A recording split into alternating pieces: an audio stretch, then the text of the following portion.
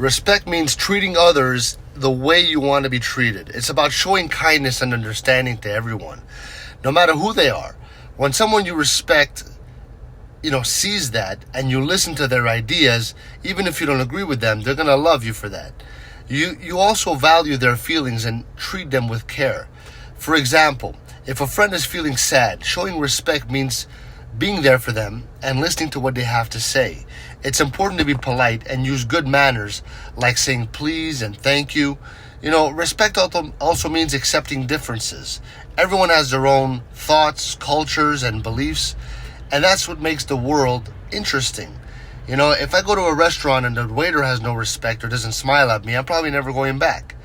In school, respect is essential for a good learning environment. When students respect their teachers and the classmates, everyone feels safe and happy. This allows everyone to share their ideas and learn from each other. So overall, respect creates strong friendships and helps us work together better. When we show respect, we build a community where everybody feels valued, and it's a simple and powerful way to make the world a better place.